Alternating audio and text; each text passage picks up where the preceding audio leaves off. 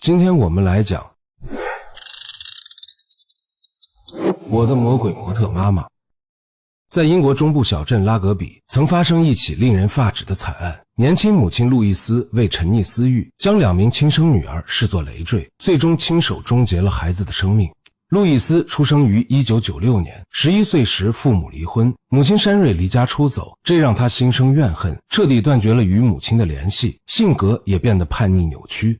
在單親且清貧的環境中長大，路易斯對金錢產生強烈渴望，小年紀便養成偷竊惡習。每次去祖母家，值錢物件總會莫名消失。面對祖母的質問，他非但不知悔改，還出言威脅要斷絕往來。更讓家人憂心的是，路易斯在感情上極度放縱，未成年時便與多名男性糾纏不清，尤其偏愛願意為他花錢的對象。家人的勸告被他當作耳旁風，關係愈發緊張。祖母病危時，他未曾探望，葬禮也拒絕參加。這份絕情讓除姐姐凱倫外的所有家人都與他徹底劃清界限。2014年10月，年滿18歲的路易斯生下大女兒萊克斯。2016年9月，小女兒斯卡利特出生。2個孩子的生父都是克里斯·德雷珀，可路易斯與他感情破裂。為了報復，他謊稱小女兒非克里斯親生，將大女兒姓氏隨父，小女兒改姓沃，還堅決拒絕克里斯探望孩子。克里斯十分疼愛女兒，多次向兒童保護機構申請撫養權和探視權，卻屢屢失敗。無奈之下，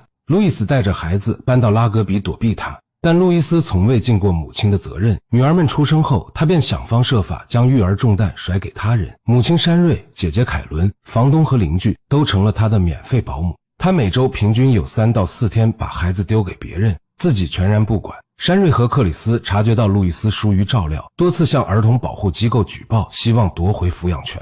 可社工上門時，看到孩子們衣着整齊、活潑好動，便認定路易斯盡到了監護義務，一次次駁回了他們的請求。誰也沒料到，表象之下潛藏着致命危機。2017年11月，路易斯申請到福利部救助，搬進一家離凱倫住處很近的旅館。此後更是頻繁將孩子丟給姐姐，自己做起甩手掌櫃。路易斯對外自稱模特，卻從未踏上過真正的 T 台。他用手機拍攝大尺度照片和視頻，發布在付費網站牟利，甚至承接私人有償服務，毫無底線可言。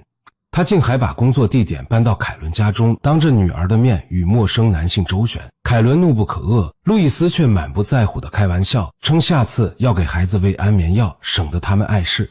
2018年1月2日下午，路易斯忙着在交友網站聯繫客人，卻突然給凱倫發信息，稱萊克斯狀態不對勁，自己在等急救電話。可事實上，他是在發完信息11分鐘後才撥打急救電話，還謊稱萊克斯是看電視時突發癲癇。接線員提出派救護車，他卻拒絕了，堅持自己開車送醫，途中還不忘和客人討價還價。醫院沒能查明萊克斯癲癇的原因，留院觀察1晚後，孩子於1月3日痊癒出院。可僅僅1天後，萊克斯再次突發狀況，路易斯報警稱女兒沒有呼吸。急救人員趕到時，發現萊克斯嘴唇、手指和耳朵發紫，經過全力搶救才僥幸撿回一命。這次醫生懷疑是呼吸道感染引發症狀，強制讓萊克斯住院。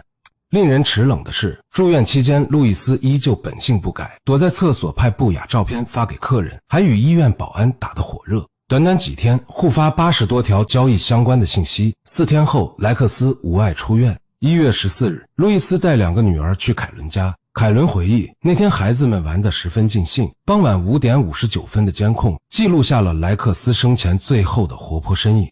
誰也沒想到，7個小時後，死神再次降臨。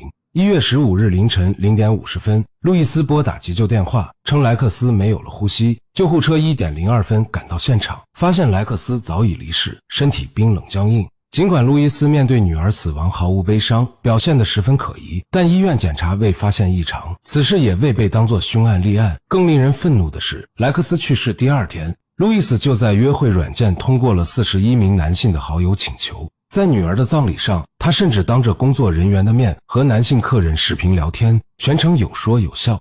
悲劇並未止步，萊克斯葬禮結束2天後，厄運降臨到17個月大的斯卡利特身上。2018年2月1日晚上10點20分，路易斯撥打急救熱線，語氣平淡地說小女兒身體不舒服，但情況不緊急。9分鐘後，急救人員趕到，發現斯卡利特倒在汽車副駕駛座上，身體早已僵硬，同樣離世多時。這次醫生有了突破性發現，斯卡利特脖子周圍有明顯淤傷，死因是呼吸道受阻，屬於非正常死亡。警方立刻懷疑路易斯，搜查其住所後，在旅馆枕頭上發現了血跡。監控顯示，2月1日傍晚6點55分，路易斯抱着斯卡利特走出旅館。晚上7点30分到9點50分，他給多名客人发信息，謊稱女兒得了流感，還向一位名叫帕克的客人索要30英鎊郵費，稱要帶女兒去醫院。此後，路易斯駕車帶着斯卡利特在城裡漫無目的的轉悠，10點左右去加油站加油付款，之後才把車開到停車場撥打急救電話，還謊稱自己正送女兒去醫院。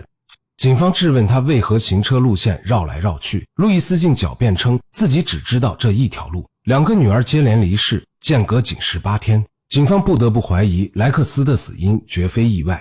法醫對萊克斯遺體重新檢驗，在他鼻子下方發現一處極其細微的淤傷，最終判定萊克斯與斯卡利特死因相同，均為呼吸道受阻導致的非正常死亡。警方調查路易斯的手機通話記錄，發現了更毛骨悚然的真相。萊克斯去世前一天晚上，路易斯曾給客人發信息，稱萊克斯得了無法治癒的流感，活不了太久。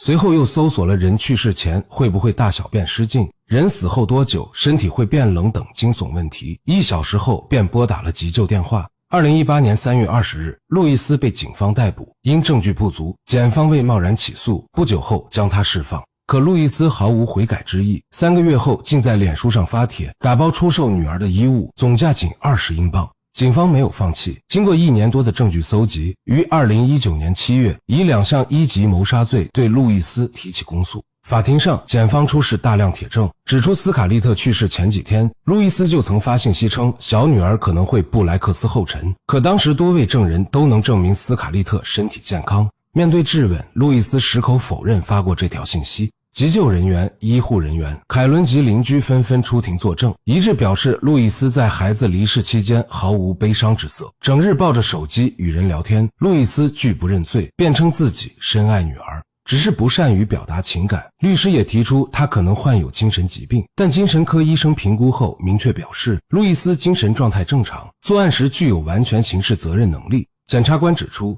路易斯的作案動機並非為了錢財，而是因為孩子阻礙了他放縱享樂的生活。在他眼中，女兒們只是束縛自由的累赘。最終，陪審團一致裁定路易斯謀殺罪名成立，法官判處其无期徒刑，規定服刑32年後才可申請假釋。這一判決引發英國媒體和民眾的強烈不滿，大家普遍認為刑期過短，同時質問兒童保護機構為何當初沒有核查路易斯的背景，駁回克里斯的撫養權申請。案件曝光後，路易斯的母親珊瑞遭到網絡暴力，盡管她早已與路易斯決裂，卻仍因孫女慘死和輿論壓力陷入重度抑鬱，於2020年2月4日在家中輕生，年僅48歲。孩子的生父克里斯也難逃網絡暴力，他悲痛地表示，自己第一次見到斯卡利特竟是在葬禮上，後悔當初沒有堅持爭取撫養權。一場因母親自私冷血引發的慘案，奪走了2個幼童的生命，摧毀了本就支離破碎的家庭。路易斯為滿足私欲，親手將女兒推向深淵，最終難逃法律嚴懲。